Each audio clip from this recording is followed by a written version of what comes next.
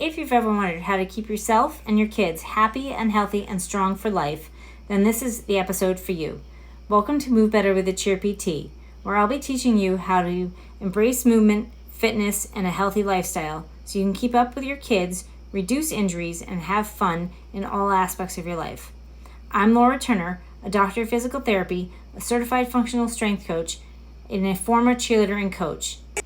Thank you for listening. Now let's get on with the show. Hello, welcome back to Move Better with a Cheer PT. Today I have with me Kathy Murray, who is a former Ohio State University cheerleader and the author of the Munich Cowboys Cheerleaders, and she's also a fitness instructor. So I'm very excited to have you on and talk all things cheerleading and fitness and all of the above, Kathy. Welcome to the podcast. Thank you. Thank you for having me. So tell me a little bit about your own cheer journey. And where I paused in the beginning and I said Ohio State University, I always want to say the Ohio State University because I know that that's the is important. Yeah, I know. So I know you were on a national championship team back in 1983. Yes, I was. So tell me about your. Yes, I've been cheering. Started cheering at, for me, a young age. Now the cheerleaders are starting so much younger. I know, right? Young back then was like 12, which is when I started. Now it's like 5, or 6. So had cheered all the way through, high school. I had to make that transition like a lot of ladies, where you go from an all-girls team in high school and you're the base to being a middle flyer in college. I had never stunted until I got to college. So I had to really learn a lot of things, being up in the air, holding, other, the flyers, tumbling, at Ohio State back then. The girls had to tumble, it was none of this dancing and the guys, tumbling in the background, which was most of the universities were doing. And they were like, oh no, you have to do back handsprings. And so trying to learn gymnastics at a later date was, but I had always been watching since I was young, Ohio State and going to the games. And I was like, I'm going to be down there. So I just did what it took. The first year I didn't make it, which was not really, it was my first time not making it, but it was like, wow, I went through 2 days, 200 girls competing for 7 slots, and I made it to finals. So I thought, okay, if I can make it this far, and they said, look, everything is great. You just need to get the gymnastics down. So I went back and the next year and improved my stunting and my gymnastics. And then I was on the team. And then my last year there, we went to Hawaii. It wasn't a sit-alone show like it is now. We were competing at the Hula Bowl live. And so that was just an incredible experience being on a collegiate championship team. Yeah. And it's amazing to me how, because I was at Northeastern in the late 80s and early 90s, and we were the first team from Northeastern to compete. And it's just so amazing to me, the difference of how competition was back then to where it is now. And that, it's fun. Like, and you said the same thing from high school to college, and then watching that evolution grow is just, that's amazing and crazy. Right. The stuff that we as pioneers have brought to the program. Right? Exactly. Yeah. Yes. Yeah. So after your collegiate career, this is really cool because I had never heard of it or seen it, but an aerobics competition. Yes. Competitor. Then they were in the late 80s. They started this national competition called the Crystal Light National Aerobic Championship. And you competed in regions. One of my teammates, Madonna Grimes, said she was in New York at the time. She had graduated and she was getting her master's at NYU. And she said, hey, there's this competition. Well, the other team member, Judy, she was we were roommates our last year in college. And Madonna said, hey, they have this competition. So we didn't even know what it was about. but we looked at it and said, okay, you had to have compulsory kicks and jumps and that type of thing. And so we just took a shot and went for it, and went to New York and competed, and ended up winning regionals, which was, we were like a fish out of water because we were just like in a unitard with little bottoms, and people had sequins, and we were like, oh my gosh. But obviously our routine was good enough to move to the nationals, which was at NBC Studios in California. So we ended up winning the team category. They had a team, individual, and mixed pair. And from there, we traveled all over the United States. And we went to Japan also to represent General Foods with Crystal Light. And then it ended up becoming the United States Aerobic Championship. So that was awesome to go from college right into aerobics. You know, and because after I stopped cheerleading, I said, let me check out this aerobic class. And as you know, cheerleading is so anaerobic.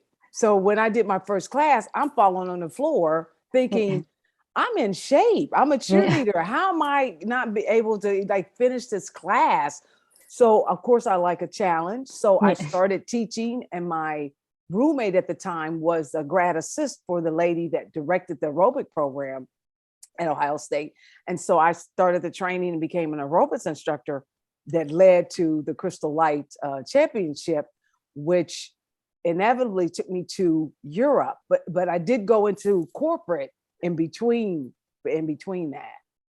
So how did you make that transition, from, leaving the corporate world to going to Europe and doing the fitness, and how did that transition? Okay. Well, I had always continued to teach group fitness, even when I went into medical sales. And so, in the evenings, I would still have my classes in the studios and the gyms. And I think after probably about 4 years, I was just not cut out to be a corporate girl. I think that medical sales was perfect for me because I'm not a desk sitter. I couldn't go in and sit at a desk. So I was able to travel around to different hospitals and see different people, and then, work from home. So that was great. But I just really loved fitness. And I just thought, okay, you know what? My teammate, Madonna Grimes, kind of saved me because she was an international star and she was teaching all over the world. And she said, hey, I have a job. We need aerobics instructors in Japan.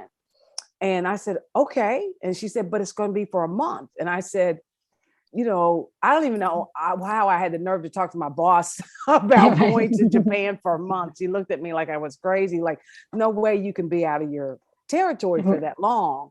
So I told Madonna, if you could find me something for 2 weeks where I could take vacation, I'll do it. So then she came to me later and said, okay, I have a job for 2 weeks. It covers Germany and Italy.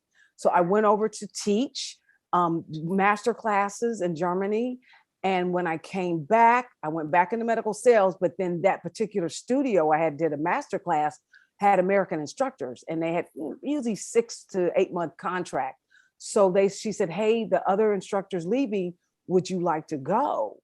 And, they'll give you an apartment, they'll set you up, they'll pay you. And I thought, I subletted my apartment. Actually, I had moved from Ohio to Pittsburgh. And I said, I don't know where this is going to lead me, but I know I don't want to do this. So I'll figure it out. I always had the safety net of going back into corporate if it didn't work out. So I went over for the 6-month contract, and that 6-month contract turned into 5 years. That's amazing. Yeah. Yes. That takes such courage, and and like you said, like you like the challenge of it, and the and I mean, to be able to just uproot and move, and like I'm amazed. I think that's so cool that so how did that lead into, because you were the coach of the Munich Cowboy Cheerleaders? Yes. And so how did that transition happen? I was teaching in the clubs there in Munich, and I also was a fitness educator for they had a training program, a certification program for Germans at the time, and Italians had a separate certification. So they were hiring American instructors to come over to teach Germans how to teach. Basically, they did not know anything about aerobics back then. So one of the ladies, one of my students, introduced me to the manager of the Munich Cowboys Cheerleaders. Somehow she had heard that I was a cheerleader, and she met me after class. And this was the tough thing, because, you know, I was still trying to learn the language, and German is not an easy language. So she's translating, and she said, "Hey, I have a team here. They cheer for," because when you say football in Europe, it's soccer. She said, "We have an American football team. The girls cheer in English. It's called the Munich Cowboys. Would you be willing to just come and watch the practice?" And I said, "Sure." So arranged to go to their studio, to the gym where they were practicing in. And you have to remember, I mean, shooting is an American sport. So they were kind of just watching videos and, you know, kind of making it up as they were going along. But I was impressed that they knew the game. You know, they knew the game of football, and they knew when to cheer and offense, defense. But when I first saw them, I thought, oh, wow, they really are green. You know, they were shaking pyramids and stunts and jumps, and, you know, but again, I love a good challenge. So I said, okay, you know, I'm going to take them on. And I started coming to their practices, and that's kind of how I became their coach. Oh, that's so cool. What a great journey. One thing that when I listened to the book, a big thing came off my head, because now cheerleading is going to be an Olympic sport, and part of because I'm old school, and I'm like, well, I don't ever see any national or not international cheerleading programs. And I was like, well, there are some, and that's, you know, like, and it's growing. And I think, you know, hopefully that like bringing that progress to that. I don't like to say it that way, because everybody's growing as we evolving as we go. But, you know, I just think the international, like it's amazing how much it's growing throughout the world, and you know, to be able to bring that. So what were some of your biggest challenges as you started to, you know, transition and being a new coach there, not speaking the language and all of that, and with your team and being green? Like, what were some of your biggest challenges in I think a couple of the biggest challenges were getting them to, well, one, understand the sport, trying to figure out who was going to be, you know, bases, flyers, and just teaching them basics like a shoulder stand and how tight you had to be. Number one. Number two, conditioning. I mean, they weren't affiliated with the school, so I had 15 youngest all the way to 21. So some of the kids were in school, and then some of them were working in the job force. So trying to get them, you know, now remember, you know, Germans smoke. I think they started smoking at 12. I mean, so a lot of girls were smoking. So things that we would think about in America, like, of course, you wouldn't even think about smoking as a cheerleader. They were like, okay, we're taking a break, and they're smoking. And I'm like, wait, one, how are you smoking? Two, these are the rules. No smoking at practice, no smoking in your uniform, you know, so putting down rules that were like totally unheard of here in America. So conditioning, the smoking thing, and just, you know, trying to work on their strength and confidence and this is what it takes to be a cheerleader or any sport. You have to practice. You got to go home and you have to learn a routine. They had none of that. They would just, you know, do their practice and then go home and then come back the next day and then, oh, we got to do this again. So I think those are some of the biggest challenges. And then I was going to school, you know, it was way before Google Translate. So I had the pocket dictionary. How do you say this? And, you know, obviously I always tell people, if you want to learn a new language, live in the country, because you, on a daily basis, you have to navigate the stores and banks, and, you know, you have to learn the language. So it really helped with, they have to have English in school. So some of the girls could translate at the time, hey, this is what she's asking. And then of course my ear became really conditioned. So they could totally speak to me in German and I knew exactly what they were saying. And then, eventually I was able to communicate better as my German got better. But those are the challenges. It's the smoking, the no fitness. Yeah, those are the main things.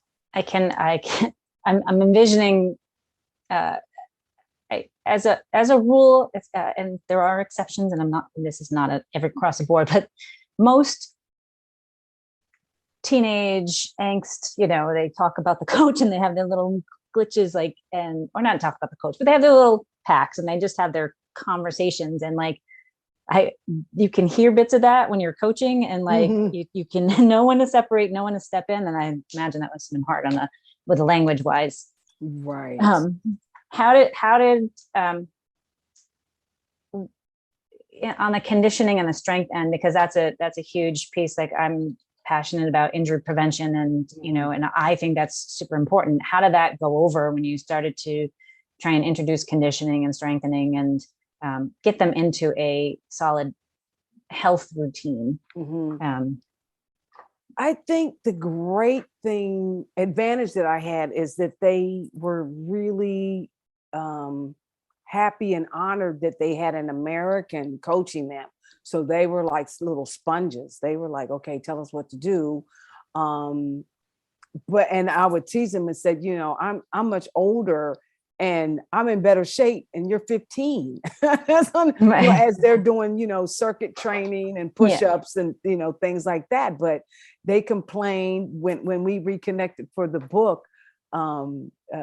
They said that they had Emma muscicata, means I was always sore. They said we were always sore because we were having to learn things that they just didn't do it as cheerleaders. Obviously the flexibility and the strength. They had different things with their medical system, because if they would twist their ankle, they would actually have surgery and go in and tighten the tendon or ligament, which is, we kind of do, the rice and the taping. And when they would tell me, oh, I have to go and get a good surgery, I'm like, for a twisted ankle? Really? So just the different medical things that would happen there. I don't know if they still do that. But just the safety, the spotters, making sure when you making sure you never drop you're paying attention, those types of things. I had to just constantly beat in their head.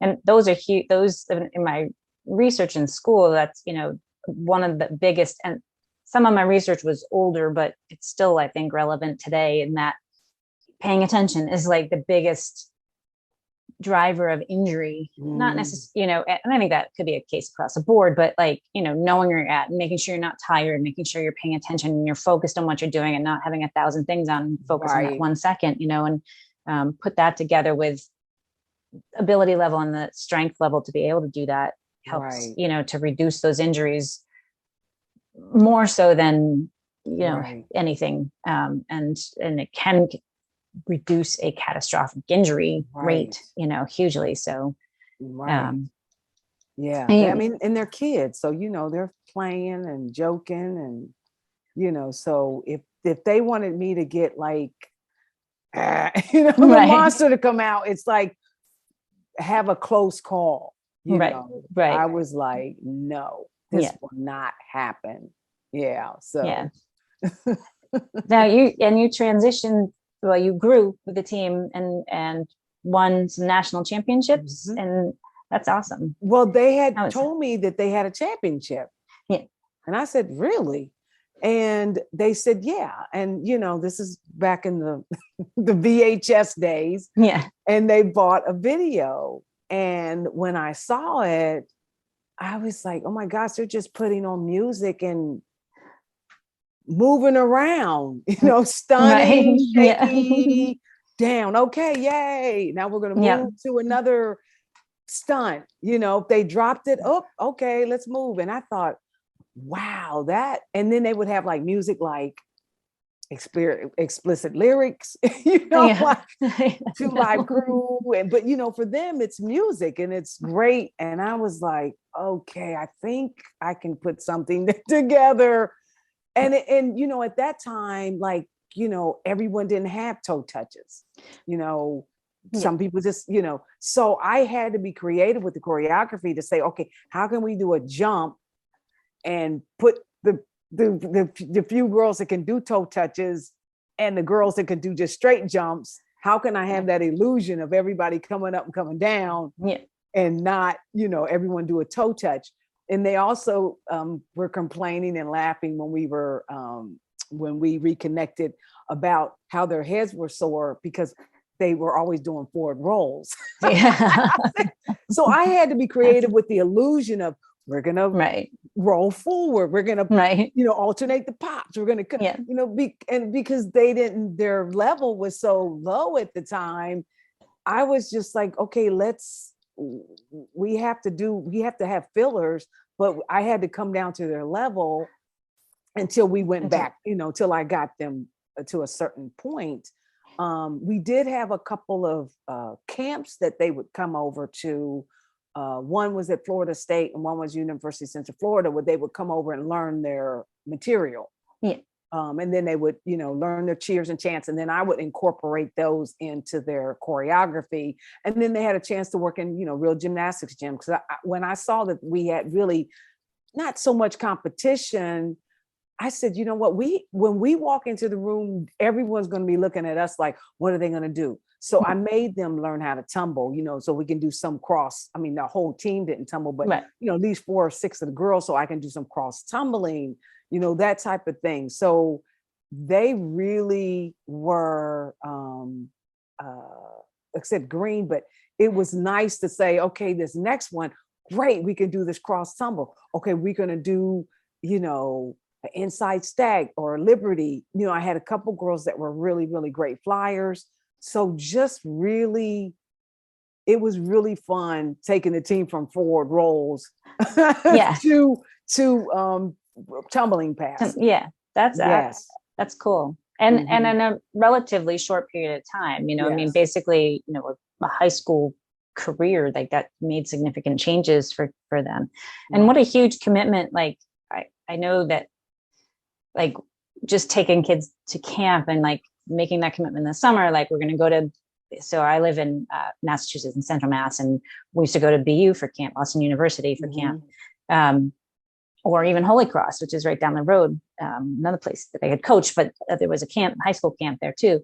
And it was like always like trying to get them to come together as a team in the middle, but to do that internationally and go from Germany to Florida, fly over to Florida, and just Yeah. the different. I remember when you have, there's no such thing as free refills. You get a second glass of, Fanta or Coke or whatever, Right. you have to pay for it there. So when we go to a restaurant and they keep on filling their drinks, they were like, why are they filling? We didn't pay for this. We didn't ask for it, that type of thing. Or going into a store and someone coming up and saying, can I help you? And I'm like, what do they want? They keep on asking us, because you don't have that. The customer service, that kind of thing that they're not used to. They would come to the United States and go, what is going on here? So that type of thing. And then learning the new stunts and then taking it back home. So the whole cultural thing was very interesting, I think, for them too. So and as you know from my book, they weren't happy that I was coming as the American coach, because they knew they had an advantage.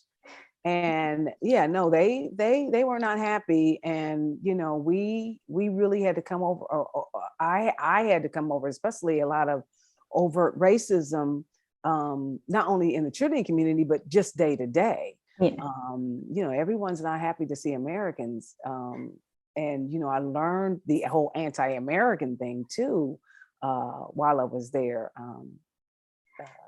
So it was Yeah, a challenge out and inside.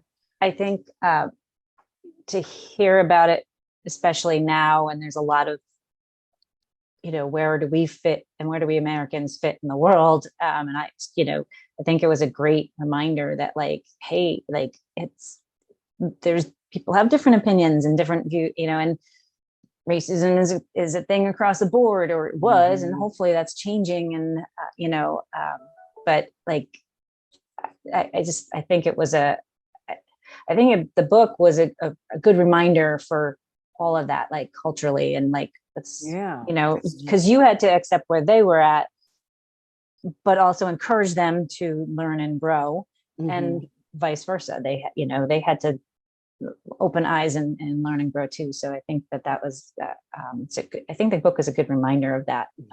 So how did, you talked a little bit about the strength training in the book, and in trying to just getting them to lift weights. Like and I think girls still to this day are afraid to, pick up something, and I don't think they should pick up something heavy if they haven't been practicing picking something heavy up, but building strength and not being afraid of building muscle.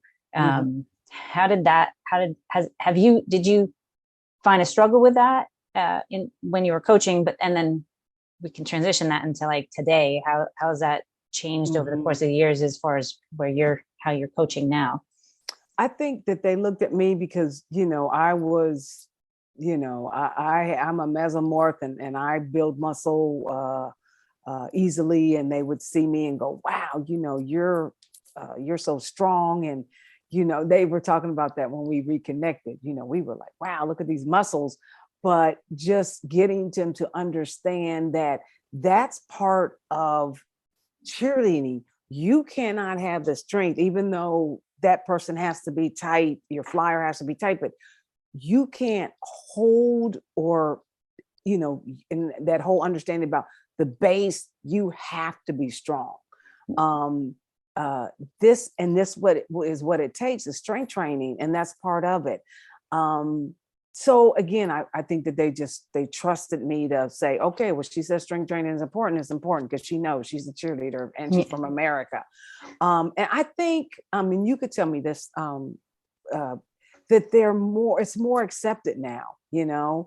We have to do, weights, and we have to do body weight things, and we have to do core training. I think that it's, even when I was in college, I was always doing strength training, and a lot of the girls that are on the team were not. Back then, it wasn't as widely accepted as it is today. Now the whole team is like, oh, you do strength training. Yeah, I think it's growing. I think it varies depending on what stage you're at, and I think because kids are in practice so much now, like they're between all-stars year round, and then they go into, if they can go into both high school or college, or I think that there's a struggle to get strength work in, and we do, like you said before, it's anaerobic, it's all strength work and everything lifting that we do, and and just in general. But I still think I don't know that they have time to get in the weight room, and build strength and beyond that practice.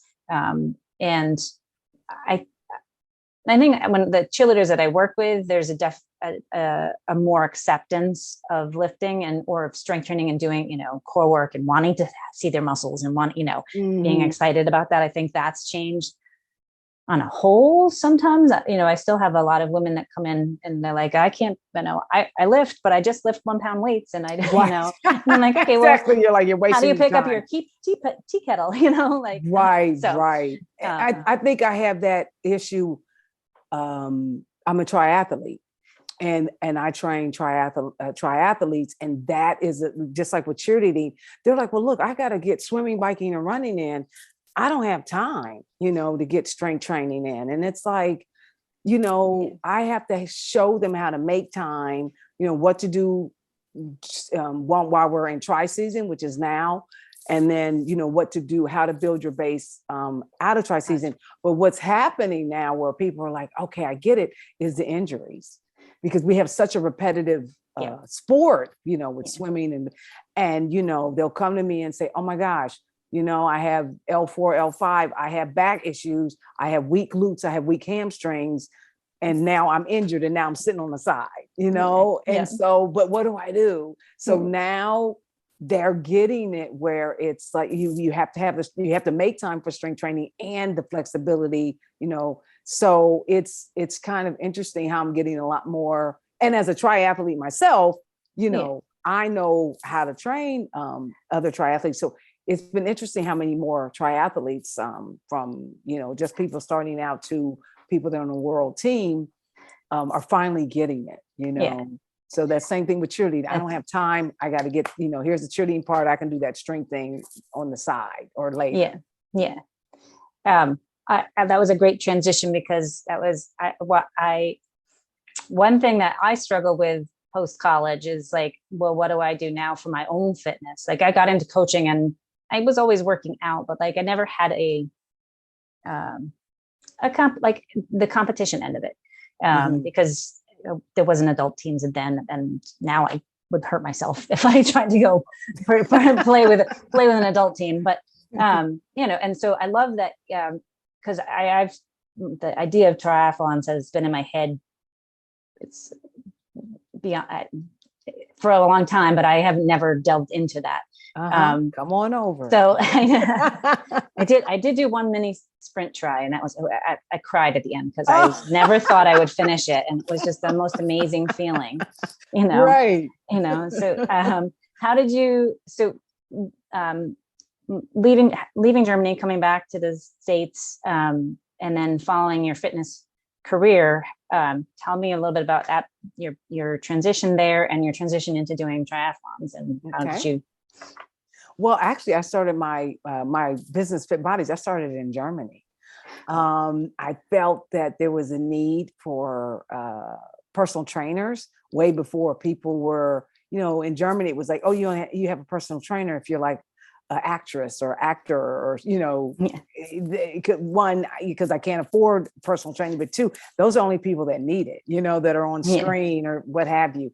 And they had an English magazine called Munich Found. And I took out a classified and said personal trainer, American personal trainer in Germany.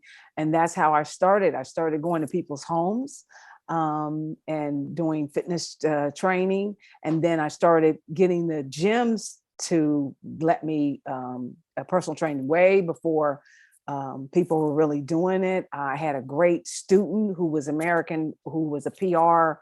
They had a PR, her and her husband was German. And I said, hey, can you help me with the logo? This is what I want to do. I had a translator that translated my the German, all my contracts, because once I learned the language, I had French and Israeli, and I had the United Nations of clients, right. But of course they're in Germany, speaking German. So I had all my liability forms and contracts written up in English and German.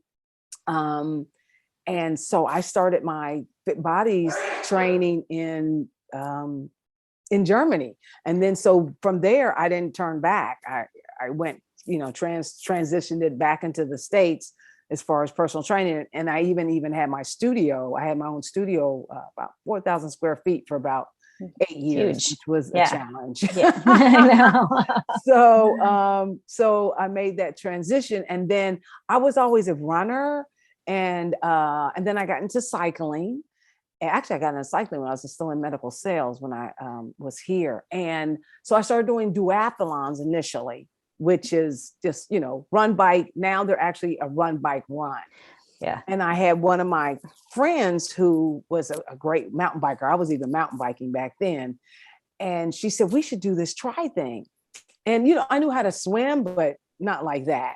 Mm-hmm. So I said, okay, let's do a tri the next year. We're going to take swim lessons and, get the technique down. So I'm taking these lessons, and swimming I mean, that sport is just amazing. When I watch the Olympics and these people swimming, I'm in, and I'm a swimmer now, but I'm just in awe because they really do make it look easy. Yeah. And so she said, let's do this try. We were all ready. And then like 2 months before, she said, it's too hard for me. I can't do it. You're the one that got me into this. What do you mean? I've invested lessons, where they film you and they help you with your form. And so I'm just like, well, it's too late to turn back for me. So I just, and this is open water swimming. Now, pool is easy. And I remember I had such fear of swimming in open water. And this was a really good challenge for me to overcome that fear. And I remember my first race, my friends came to support me. I was the last one out the water. But when I touched land after that, I thought, oh my gosh, I'm good, because I was such a good cyclist and a runner to make up the time on the back end. It was work. So that's how I got into my first one. And then I was like, okay, well, now I'm going to try to not be the last one out, but just make the swim a lot easier. And to this day, I mean, I have a swim coach and, I work with him twice a week, and then I go to the lake and swim open water. So swimming is always, something I have to work on, because I'm like an anchor, I'm solid, I'm very dense. So technique is everything on the swim. And so I've been racing. I started racing in like early 2000s, and then the last, say, 5 years has been tough for me because I had to have my left hip replaced. Oh, so now, you're running 8-minute miles off the bike. is a thing of the past. But I love the sport so much that I found a great surgeon, and I was able to, swim 4 weeks after the surgery, get back in the water, get on the stationary bike, and just work my way back. That's incredible. That's and yeah. So like, the entire journey, I think, like being passionate and fit, working at your fitness from a very young age, through passing that on to youth in another country, and then continuing and finding a sport that you continue to grow and love. And especially, this is a great message for anyone that's had a hip replacement or a joint replacement, whatever. Don't give up. Like, there's a lot of, I think it's different, a little bit different on hip replacements now. I think they give a little bit more freedom, which 20 years ago when I started, 5 years ago when I started working, they're like, oh, you can't do much of anything. Don't ever go sideways. Don't ever do this because of the hip. You're going to dislocate and all this stuff. And I think they're much better on surgery, and realize that, like, if you get stronger, you don't necessarily, you can do everything, and people can get back into skiing and running and, and so I think that's a huge reminder that what you put your mind to, you can get after. And you had a similar quote on your website about that, like fitness starts in the mind, or, it starts in your head. Your body will follow. And I think that it came from, especially with the hip, I had to do the research, because people were like, oh, here's a great surgeon, he does everyone. And then I was like, well, wait, he's doing the posterior. There's an anterior approach that has no limitations. You don't cut the minimus, you don't cut the glute. Right. And so I really had to do a lot of searching on a computer, and there were a couple people that actually before me, triathletes, but they had the posterior approach. And I was like, no, this is old school. So then I was like, okay, now I'm going to only interview anterior approach surgeons. But then a lot of them were like, don't. If I heard the word don't one more time, don't do this. You only have 20 years. Don't run anymore. And I was like, okay. I remember one surgeon said, you only have 20 years for this. And I said, I don't know if I'm going to be here in 20 years. Why am I going to stop doing something that I'm passionate about? And I'm a personal trainer. I need to be on my feet. So thank God, after the fourth surgeon I interviewed, and yes, you need to interview them. And he was like, yeah, you can race. And yeah, if you want to run, I said, look, I just want to run a sprint distance. Yes, you can. but just wait 4 months, but no one tells you how to start back in the running program. So I invented my own program to get me back to my run. I did my first race 8 months post-op, and I just figured out a walk-run interval. Yeah. And you had to stay on the strength training, rehab. And the anterior approach, for some reason, they don't want you to do rehab. They're like, oh, you can do anything. But what is that? Right. Right. Right. So just really doing the rehab and just knowing, I think as an athlete, you have that like, okay, I'm on a cane now. You have your down days where you're like, how am I going to get from this to racing? But you just have to have that athletic, that strong determination, which is why I tell young people and my clients that have kids, I say, get your kids into a sport because it's going to teach them determination, get back up when you fall down and you have disappointment. So I think that in my life made me say, okay, I don't know how I'm going to get back to this from being on a cane, but every week I'm just going to just get a little bit further than I was the week before. And that is probably the biggest struggle that I see with my clients as a physical therapist, and like, oh, I can't, and don't, and, right. And it's fear, and it's understandable. And, it is hard to change, to see this is where I'm at. This is where I was, this is where I'm at, this is where I want to be, but I don't know that I can ever get there in the work that it's going to take. It's work. It's a lot of work, and it's the same with coaching and, building a national championship team and getting healthy and fit. Like, it's work. It's not easy, but anything that's worthwhile is worth the work too. Right. Right. So, yeah. And with the cheerleaders, I had these signs. I would make these signs for every championship, these mantras.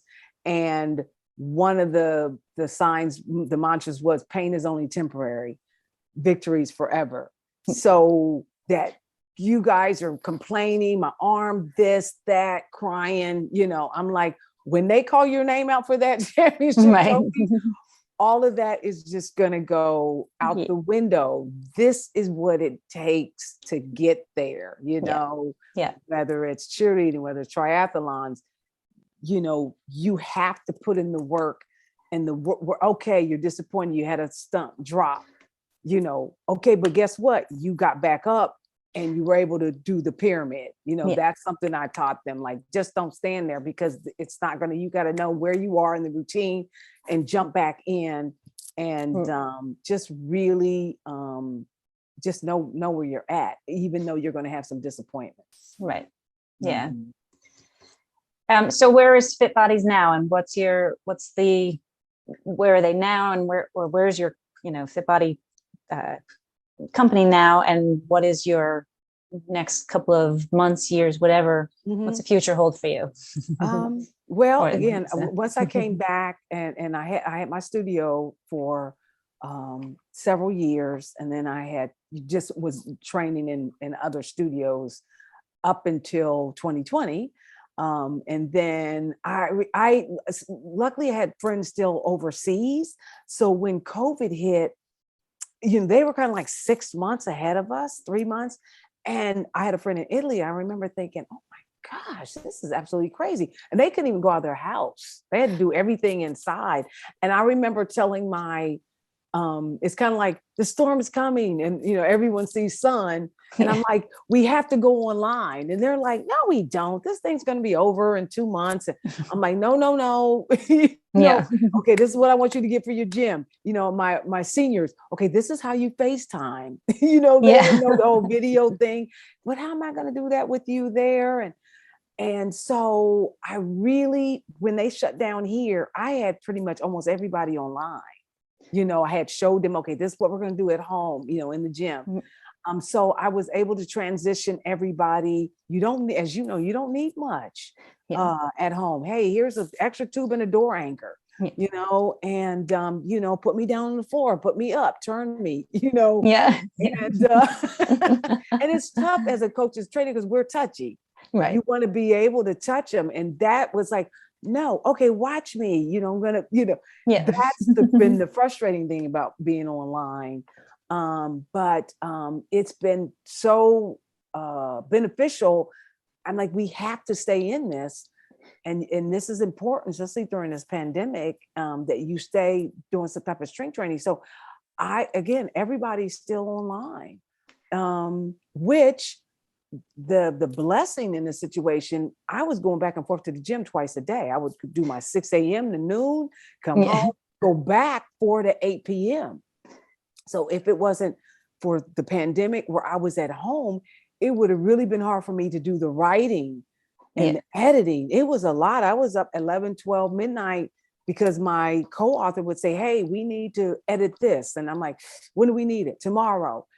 And if I was doing that, going back and forth, instead of sitting in my office writing, that really, really helped me get the book written.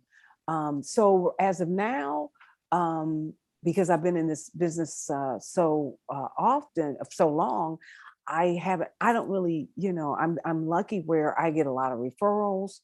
And I train, I have my oldest is 82 and my youngest is in her 40s. But I've been training her since she was 28 when I was getting her ready for a wedding. And now she has 2 kids. And so a lot of my clients, the oldest, I've been training her for 23 years. So I'm lucky that I have a great base that stays with me. And then now it's been fun because I'm getting a lot of triathletes. So that's been fun to say, wow, one of my was on the world team, but she got hurt, weak hamstrings. We never stretched, never strength trained, and she's 50, and then she's sitting on the sideline. And so now it's been fun saying, wow, I can actually feel my glutes now and hamstrings when I bike, that type of thing. Oh, I have a lot stronger pull through the water. So that's been fun, training my triathletes and then, saying, hey, I PR'd in this, or I had a better, bike. And so that's been fun as a triathlete to see, even though they've been in the game too, how strength training enhances that the sport.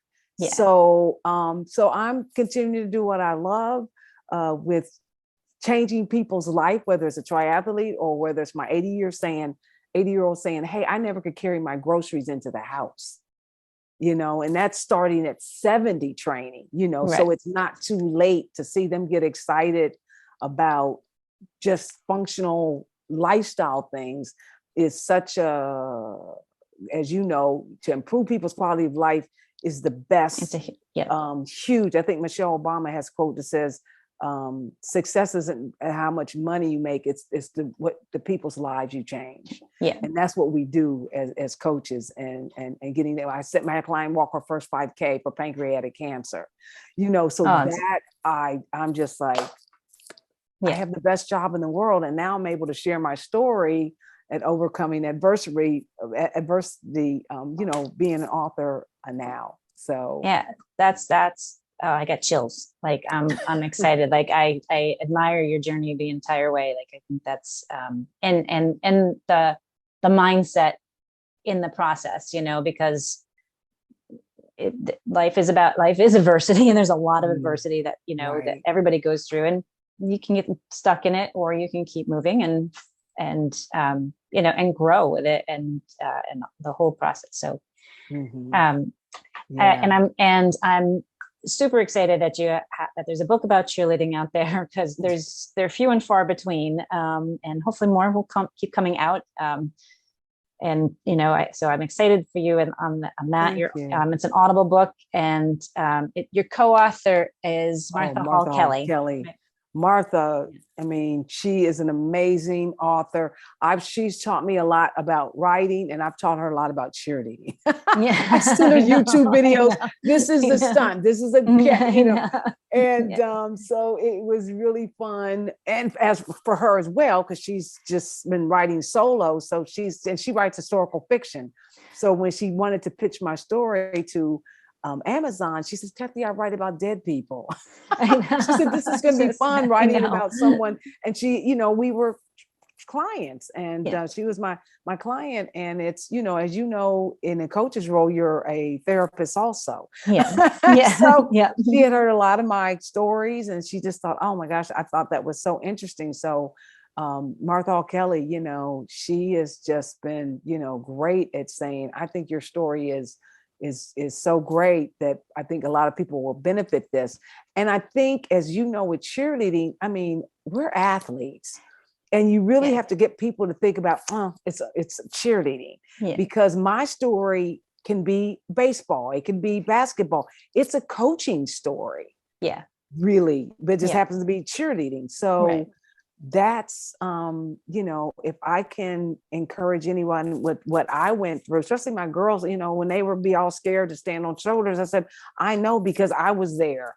I had to go from basing to standing and pitching and catching. And so I can tell you, it's going to get better. So just passing things on. Yeah, that's awesome. So the book is called The Munich Cowboys Cheerleaders. It's available on Audible. I will post a link. And tell us, where can people reach you? I know, wrote it down. Yep. The Fit Bodies. Is it in you're based? I know you're in Atlanta. I'm in Atlanta. Okay. And my website is fit-bodies, BODIES.net. So you can find me on my social media. Information is on my website.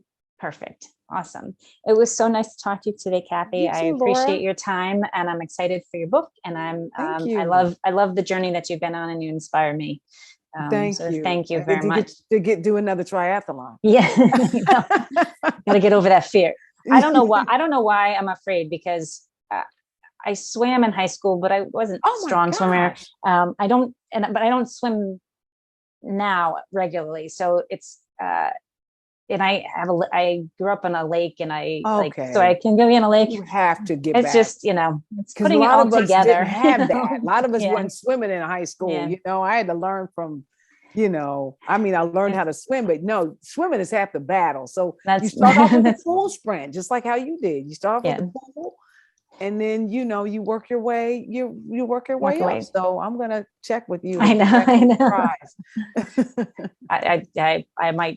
I might keep, I might let you do that. Okay, good. Because I need the challenge. I think that's a thing, is like, we do need the challenge in life, and to keep us moving, and keep us focused, on what on something outside of just work 9 to 5. So right. Definitely. Yeah. Thank you very much. Everybody have a great day. Don't forget, when in doubt, breathe it out. Take life one step at a time, and we'll see you next time. Thanks for listening to this episode of Move Better with a Cheer PT. If you enjoyed the episode, please share it so more people can learn how to embrace healthy and fun movement. If you'd like to work with me on your fitness journey to stay strong and healthy, you can find me at the link listed below. That's where you'll find all my free guides and access to all my social media channels, as well as to book an appointment for a free discovery call to discuss your goals. Thanks for being part of our cheer team. Remember to live life without deductions and with extraordinary cheer.